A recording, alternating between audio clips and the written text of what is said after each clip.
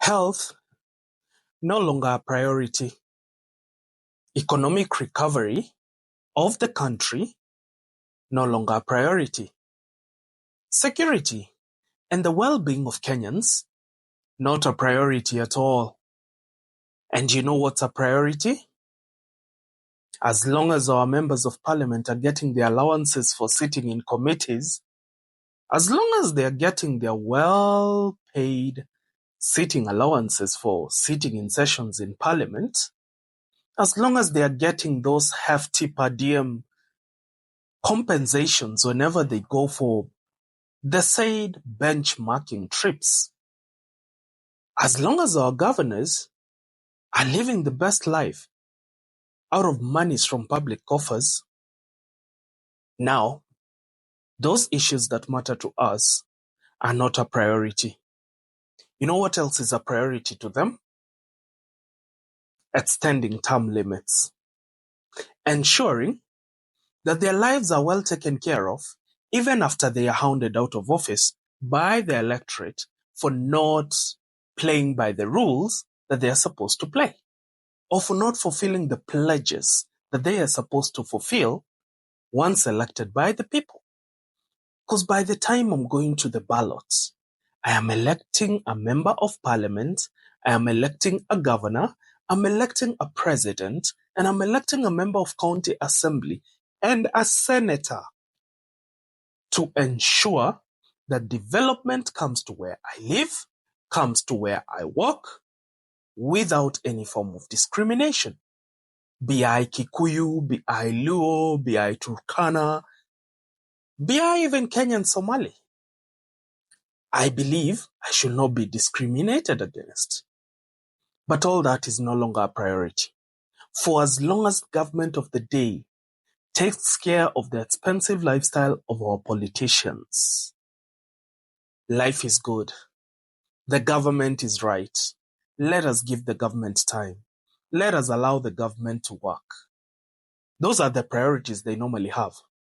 As long as they get those state contracts worth billions, and let nobody lie to you that they don't get into business with government, although it's illegal, they do. They do not care about your well-being at all.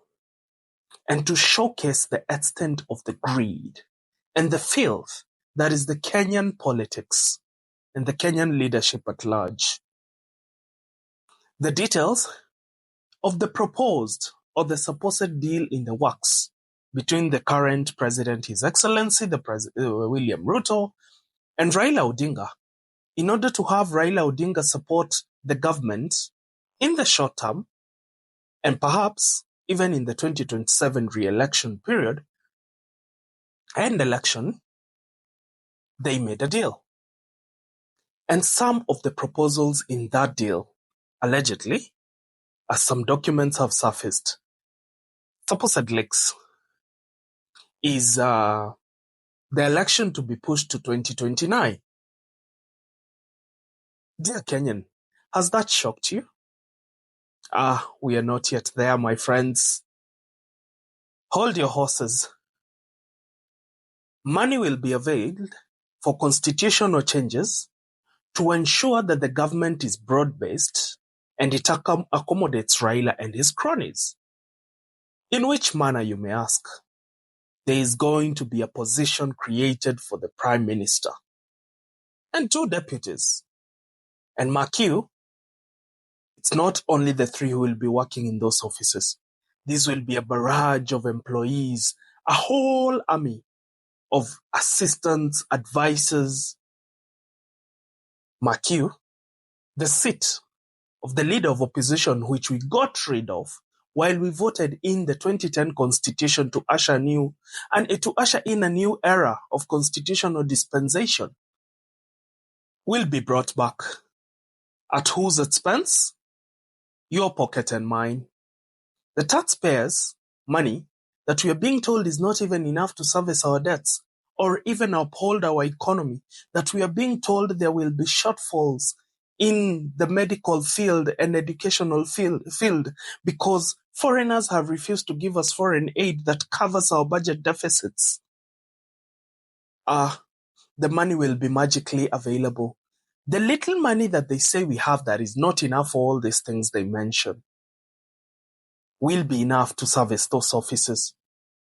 And I guess, give or take, there won't be less than 100 staff in the office of the Prime Minister and his 2 deputies, and in the offices of the Leader of Opposition. And if that hasn't shocked you yet, on top of the Leader of Opposition being created and being enshrined and entrenched in the Constitution to ensure that even if they lose elections, they still hold some power and some sway, and they have a way to eat from the government, he will have 2 deputies. And the cherry on the cake will be a full opposition cabinet. Who funds it? The National Treasury. Where does the National Treasury get the money from?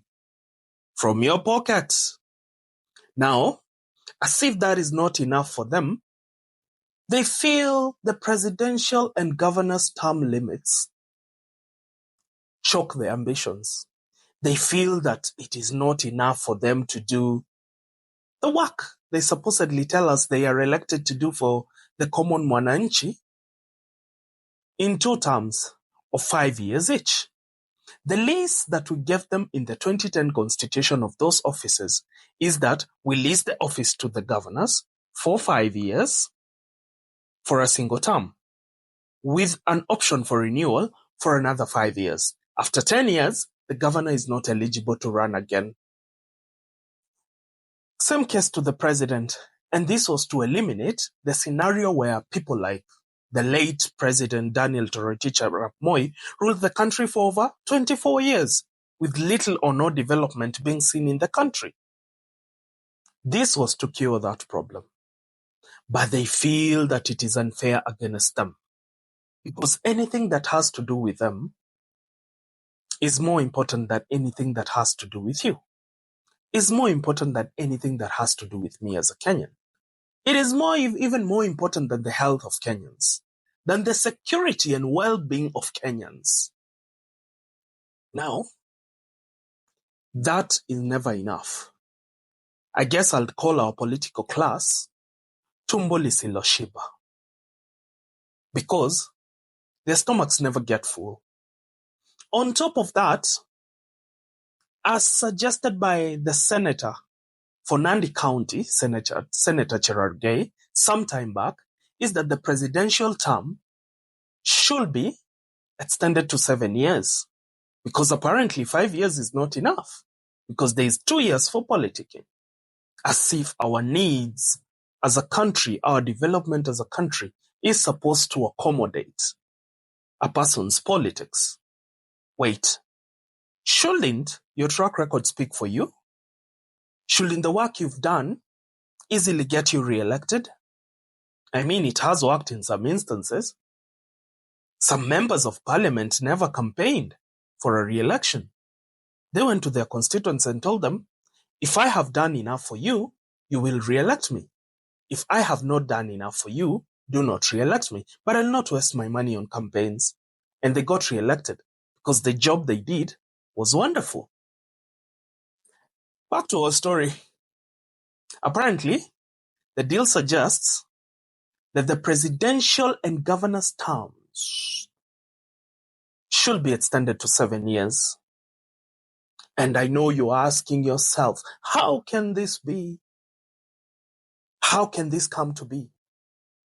It is the mistake that we made at the ballot that is haunting us today. And honestly, all these shenanigans, all these kind of backdoor deals, backroom compromises with people who actually lost elections and who should wait for the lapse of 5 years to be elected or not be elected, is the filth that is the Kenyan politics and that is the leadership of this country. If you thought they are better, then you're in for a rude shock. You don't matter to them. You're not important. I mean, if they could replace you and have all the resources of the country, then they would. And that's simply is the filth we have to deal with. And that is my unfiltered insight tonight.